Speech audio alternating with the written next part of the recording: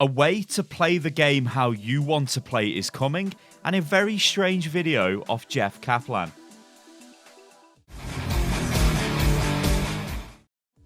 Now, ladies and gentlemen, before we get into this video, I want to tell you about an event I'm going to attend on Saturday. I'm going to the Loading Bar in London to watch the Spitfire game. I believe this starts at 9 p.m, but I'll probably be there from like 8 p.m. till around like 10 or 11 or something like that.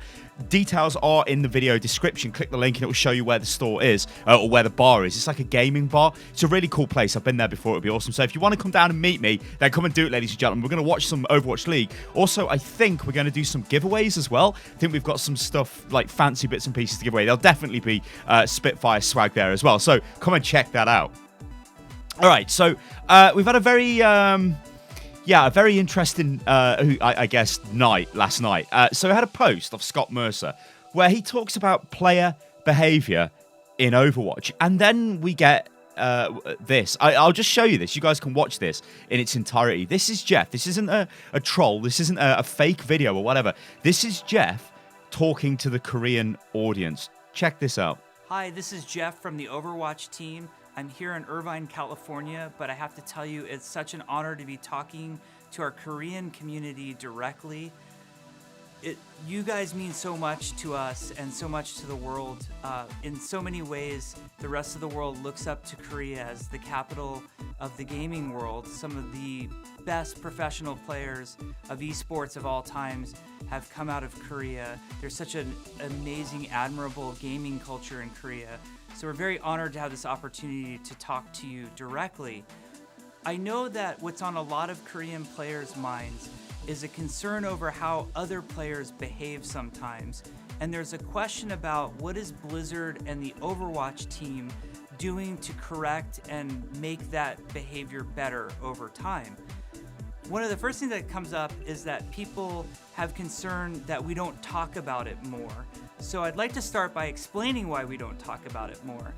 In general, we don't like to talk about what we're doing to punish bad behavior too much, because the more players who exercise that bad behavior understand the things that we do, the easier it is for them to circumvent our protections that we put in place.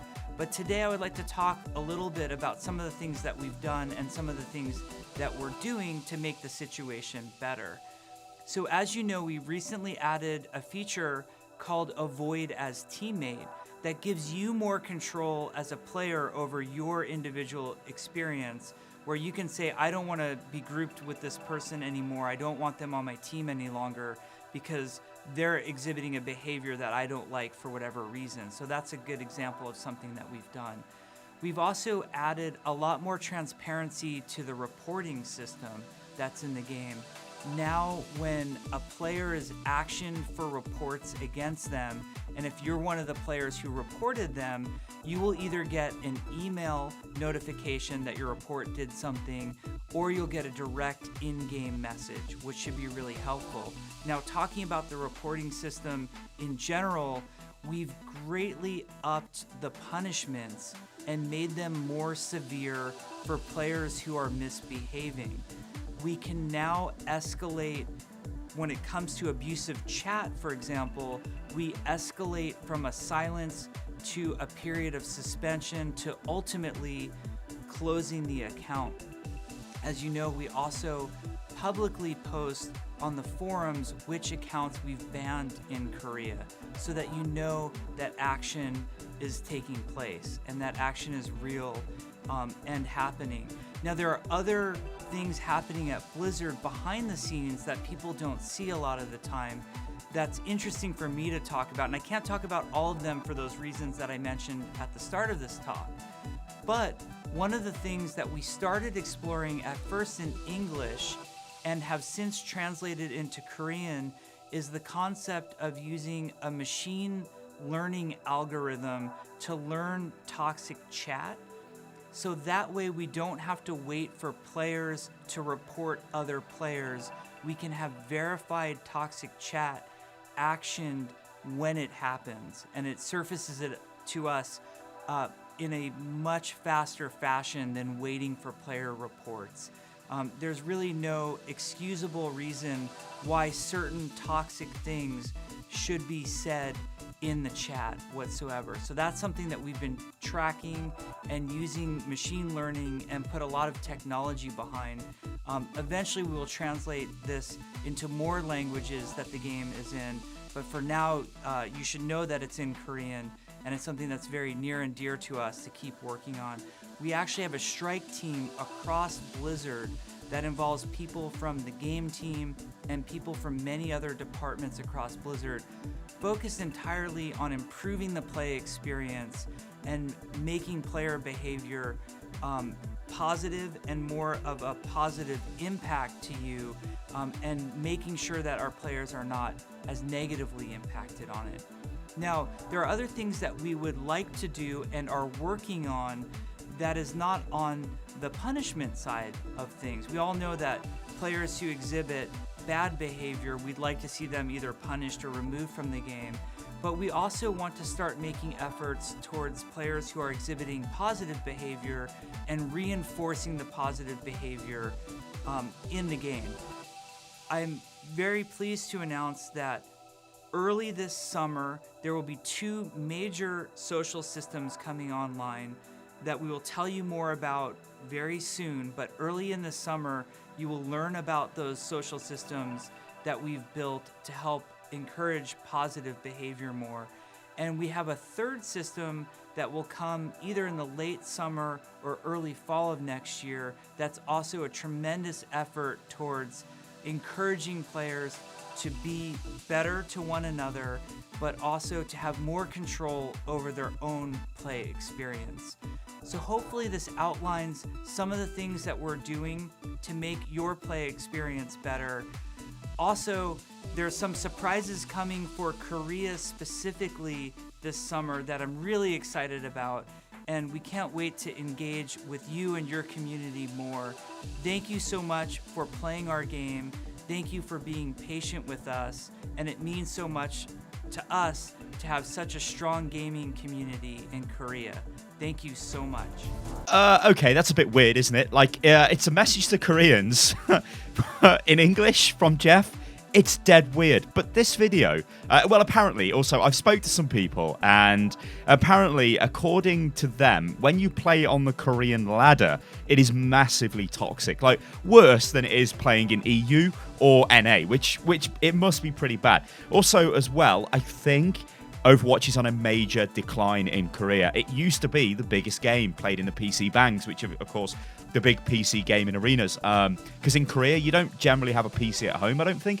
You go to these large sort of facilities and everybody plays together. It's like a cultural thing. I bet it's pretty cool. But Overwatch used to be the king. It's not anymore. PUBG is the king. For some reason, they don't play Fortnite, which is a little bit weird. Anyway, Jeff says 3 things at the end of this video. Now, Scott Mercer put a huge post up on the forums, and he basically uses 1,000 words, 2,000 words to say nothing, and then just says, going forward, we're really excited about some new social features we'll make available in the summer. We'll talk about them as they become ready for testing on the PTR. Well, Jeff gives us a bit more information in this video. You'll notice he says there are 3 systems coming to the game. 2 major social systems to encourage positivity. So, like, what could they be? Right? And then a third system to encourage players to be better or play better together and control their own play experience. Now, what does that say to you, ladies and gentlemen? Well, I've got a massive thing, ladies and gentlemen, in my head, and that says role select, doesn't it? I don't care about the other 2, social systems to encourage social positivity, because that isn't the main problem with this game. The main problem, as I alluded to in the video I made yesterday, was the fact that you don't get to play the hero you want to play. So if they are building a system which will give you more control over your own play experience, what does that mean? Does that mean we get map picks and bans? Does that mean I can say, I don't want to play 2CP because I think it's crap. I want to play as Soldier 76 on King of the Hill today. That's what I want to do all day. You know what? I would do that, and I bet you a lot of people would do that, right? Maybe there's crazy people out there who want to play 2CP. Hey, I want to play 2CP, but I want to be a tank today, so I'm going to lock in as a tank, and that's what I'm going to play as. But I would like it if the game gave me a support and some DPS to play with, yeah? If that's what they're working on, then this could potentially save the competitive mode of Overwatch. Because let's be real, guys, it is trash right now. It is really bad. It's been 10 seasons of effectively the same thing. Yes, we've got things like, you know, the minor enhancement that you can avoid players, which actually, I wasn't being entirely fair to Scott earlier on in the video. I said the rest of this post doesn't really say anything. He does say in there that they will be looking at increasing the amount of players you can avoid, and that they've had positive feedback from that, which, yeah, you would do. But I burnt through my 2 avoids in my first 3 games or something insane. It's like, well, I need another avoid, but I ain't going to get one because, well, oh God, I've got to unavoid one of these people that I've avoided because they're horrifically bad, and maybe I'll bump into them again. And I don't want that. So, I don't know, guys. It seems really weird, really, really, really weird that we didn't have an actual dev update from Jeff on the main Overwatch channel. Instead, we got this really weird Korean update just on the Korean Overwatch channel, which, you know, doesn't really have that many views on compared to what the main Overwatch thing would get. And also trying to just say that these issues are Korean specific, which I know is not what he's saying in the video, but it does kind of come off like that, doesn't it? Oh, we know, guys, we love Korea. You getting, oh, there's a lot of bad people, you know, there's toxicity. Oh, we'll really help you guys. We'll do something about it. What about the rest of the game? Korea is a very small population in terms of the global player base of Overwatch. It's not like some massive 500 million strong player base. No, it's like 1 million, if that, probably. It's not a lot who are playing Overwatch, I don't think. I mean, correct me if I'm wrong, but who knows? It just seems really, really weird. And I'm a little bit miffed that we don't have a dev update on the main video that goes into more detail, because the other, like the cynic in me says, yeah, it's great coming out and saying, oh, yeah, we've got 2 major social systems, and then we've got another gameplay experience system which is coming out. You know, are these guilds, are these watch points, are these, you know, role select? Just tell us. If you told us right now, we would be like, this is awesome. This is absolutely awesome. Overwatch, we can't wait for the next update on the PTR. It's going to be fantastic. Instead, we're sitting here like, we don't know what's going to happen. So what are we going to do? Just, it's dead weird. Guys, let me know what you think about this in the comments below. I've been unit lost. I have been unit lost, and this is Stylosa. And, yeah, I'll catch you on the next one. Toodaloo.